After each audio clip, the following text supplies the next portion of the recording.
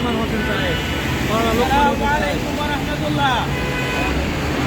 Islamic ব্যাংকের সচেতন গ্রাহক কর্তৃক আয়োজিত আজকের এই মানববন্ধনে যারা অংশগ্রহণ করেছেন তাদের সকলকে ধন্যবাদ জানাই। সম্মানিত ভাইরা, ইসলামী ব্যাংকে 1993 সালে প্রতিষ্ঠার পর থেকে যুগে যুগে সময়ে সময়ে বাধা হয়েছে। কারণ যারা ইসলামী ব্যাংকে ধ্বংস করে দিতে চায়, এই কারণে ইসলামী ব্যাংক শুধু ব্যাংক নয়, এটি আদর্শ, এটি একটি ইসলামিক বিধানের অংশ। তারা ইসলামী ব্যাংকে ব্যর্থ করে দিয়ে প্রমাণ করতে চায়, শরীয়তের অসারতা প্রমাণ করতে চায়।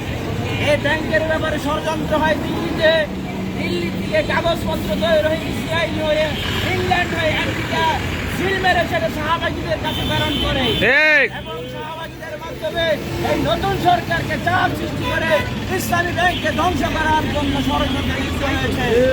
আমরা নতুন সরকারকে বলবো যে আপনারা ইসলামী ব্যাংক নিয়ে খেলা করবেন না, কারণ ইসলামী ব্যাংক বাংলাদেশের অর্থনীতির 40% ডিল করে। যদি ইসলামী ব্যাংকের ধস নামে তাহলে বাংলাদেশের বড় ধরনের অর্থনৈতিক বিপর্যয় ঘটবে, যেটার জন্য আমরা কেউ তৈরি না। সম্মানিত ভাই, সম্মানিত গ্রাহক ফোরামবৃন্দ, আমরা এই আন্দোলনে আছি, আমরা আন্দোলনে থাকবো। কোনো ষড়যন্ত্র, কোনো ব্যর্থ শক্তি, যে কোনো ষড়যন্ত্রে ব্যাংককে ধ্বংস করতে পারবে না ইনশাআল্লাহ। আর কিছু জোর ভয় দেখে ইসলামী ব্যাংককে ষড়যন্ত্র বন্ধ করতে যায়। তারা নাকি বলে যে যারা ইসলামী ব্যাংক পরিচালনা করে তারা নাকি জামাত ইসলাম। আওয়ামী লীগের লোকে ব্যাংক করলে যদি আওয়ামী লীগের ব্যাংক না হয়, বিএনপির লোকে ব্যাংক করলে যদি বিএনপি না হয়, তো জামাতের কেউ কেউ ব্যাংক করলে সেটা জামাত ইসলামী কিভাবে হয়? সম্মানিত সচেতন গ্রাহক, এটা তাদের জুজুর ভয় এবং তারা বলে জামাত ইসলাম নাকি ইসলামী ব্যাংকের টাকা দিয়ে চলে।